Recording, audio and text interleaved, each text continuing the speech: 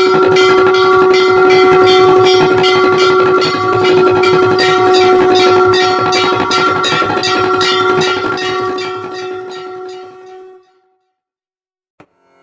श्री काल भैरव। आप सभी को मैं प्रणाम करता हूँ। बहुत समय से मेरे पास बहुत सारे प्रश्न आ रहे हैं विवाह से संबंधित, कि हमारा विवाह नहीं हो पा रहा है, कुंडली में योग है फिर भी नहीं हो पा रहा है।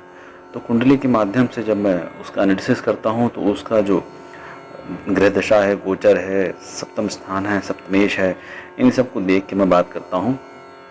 वो तो एक अलग भाग है। दूसरा, कई बार ये हुआ है कि एक छोटा सा उदाहरण मैं आपको दूंगा कि एक गांव में मेरे जानकारी में एक कन्या का परिवार था। उसके परिवार वाले बहुत परेशान थे, लेकिन विवाह नहीं हो रहा था। काफ़ी उम्र हो गई थी, 30 से ऊपर हो गई थी। लड़की अच्छी थी, पहाड़ का एरिया था। मैं जब वहाँ पे यात्रा पे था तो मुझे बोला गया इस कन्या के बारे में, इसका विवाह नहीं हो रहा है, जरा पत्री देख लीजिए, जरा कुंडली देख लीजिए, या इनको स्कैन कर लीजिए, देख लीजिए कुछ अगर हो सकता है तो कुंडली मैंने देखी, पूरा उसका खाका खींच के अपने हिसाब से मैंने देखा, स्कैनिंग करके भी देखा। योग तो बने हुए थे कुंडली में, लेकिन बात कुछ और गड़बड़ थी। क्योंकि कमरे में जब मैं बैठा था वो लोग अंदर आने में थोड़ा सा हिचक रहे थे। ये भी हो सकता है कि नहीं आना चाह रहे हों, लेकिन उसके पीछे बहुत सारे जो रहस्यमय कारण होते हैं वो मैंने देखे। बहुत सारी नकारात्मकता साथ में थी, जिस कारण से विवाह में भी देरी हो रही थी। तो मैंने उनको स्कैन करके बताया, कुछ एक आध उपाय बताए।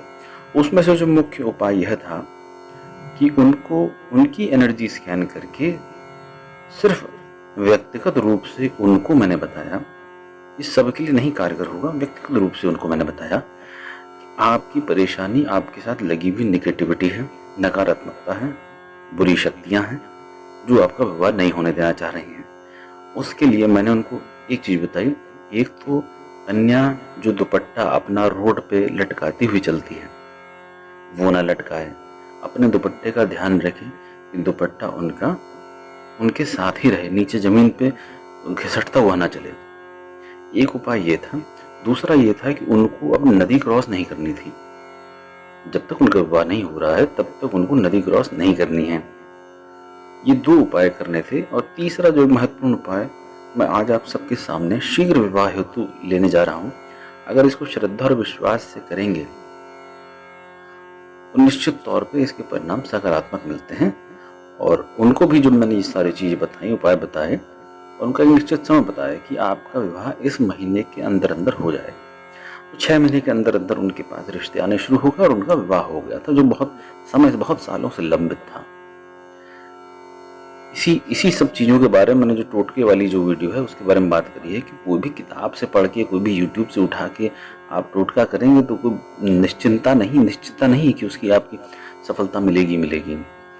इसमें आपको उस ब्राह्मण से, उस ज्योतिष से, उस तांत्रिक से, उस बाबा से, उस साधु से, उस संत से, उसके मुखार बिंद से उस शब्दों को ग्रहण करना होता है, आत्मसात करना होता है।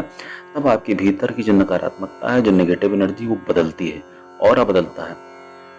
और उस ब्राह्मण का, उस देव का जो तपोबल मुख से निकलता हुआ ऊर्जा आपको हिट करता है, आपको छूता है, वो आपके कार्य को सफल करता है। ये इसका छोटा सा विज्ञान है। अब इसको एक मैं सभी के लिए, सभी लोगों के लिए एक मैं विवाह संबंधित शीघ्र विवाह है तो एक छोटा सा प्रयोग बता रहा हूँ, जो अगर आपने शीघ्र विवाह करना है या आपके विवाह में कोई बाधा आ रही है, बहुत समय से लंबित है, तो अगर आपको विवाह संबंधित कोई भी पीड़ा है वैसे तो मैं पहले कहता हूँ कि आप अपना एस्ट्रोलॉजिकल एनालिसिस करवाइए, उसके साथ सारी डिटेल निकल आती है। लेकिन अगर कोई नहीं कराना चाह रहा है, सिर्फ सुन के ही करना चाहता है, तो उसके लिए मैं बता रहा हूँ एक प्रयोग है। अगर इसको आपने श्रद्धा विश्वास से सुना, आत्मसात करा और इसको वैसे ही करा जैसे बताया जा रहा है, उसके परिणाम मिलते हैं। ज्योतिषी के माध्यम से इसलिए बोल रहा हूँ क्योंकि ग्रह दशा का भी असर पड़ता है। अगर योग नहीं होगा, गोचर नहीं होगा, दशा नहीं चल रही होगी, तो आप कितना कर लीजिए शादी नहीं होगी। लेकिन अगर योग चल रहा है तो शादी नहीं हो रही है, तो उस केस में तो ये उपाय 100% काम करेगा। अब आप सुने जो मैं उपाय बता रहा हूं। रविवार के दिन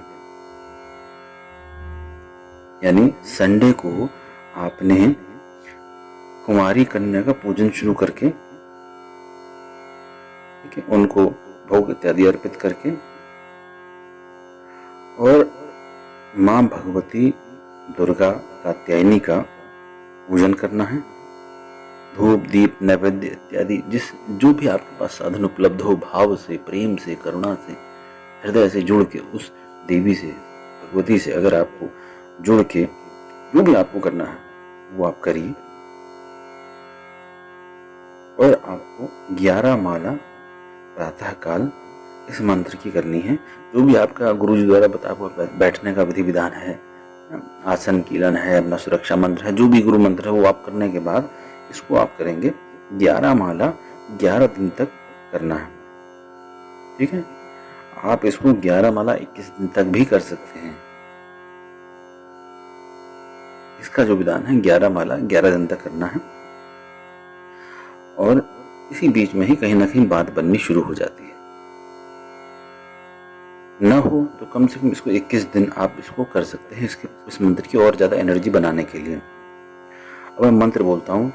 कात्यायनी महामाये महायोगिन्यधीश्वरी योग्य वर में देही पति में कुरुते नमः। फिर से बोलता हूं। कात्यायनी महामाये महायोगिन्यधीश्वरी योग्य वर में देही पति में कुरुते नमः। अब इस मंत्र का आपको 11 माला स्फटिक की माला से और 11 दिन तक इसका जाप करना है। भोग में जो भी मिष्ठान आप रख सकते हैं सात्विक रूप से वो आप रखें। कन्या का पूजन लगातार करते हैं। कन्या पूजन का शॉर्ट जो मैं तरीका आपको बता रहा हूँ वो ये है कि कन्या को कुछ चॉकलेट, कुछ जूस, कुछ उसकी फेवरेट चीज़ें जो उसके मन को भाएं, श्रृंगार की छोटी छोटी बिंदी, छोटी चूड़ियाँ, इस प्रकार की चीज़ें उनको देते रहें, ठीक है। और इसमें जहाँ पे पति है वहाँ पे पत्नी भी यूज कर सकते हैं। देही पति में कुरुते नमः, तो देही पत्नी में कुरुते नमः। इस प्रकार से जब आप इसको करेंगे तो निश्चित रूप से इसकी सफलता के चांसेस 100% होते हैं। भाव की बात होती है, मंत्र गलत भी हो जाए, देव गलत भी हो जाए, लेकिन यदि भाव आपका, विश्वास, समर्पण, श्रद्धा अगर अच्छी है, उसका रिजल्ट मैंने सभी के साथ देखा है। जो अपने ज्योतिषी, अपने ब्राह्मण की, अपने गुरु की बात को सुनता हुआ चलता है, आत्मसात करता हुआ चलता है, उसको सफलता निश्चित मिलती है। मैं भगवान भैरव से प्रार्थना करता हूँ कि आप सभी का कल्याण हो, सभी के जीवन में मुक्ति हो, समृद्धि हो, आनंद हो, मौन हो। जय श्री काल भैरव। आप सभी को ये ज्ञानवर्धक वीडियो अगर अच्छा लगा हो तो अपने सभी जानने वालों के साथ साझा करें, सब्सक्राइब करें। जय श्री काल भैरव।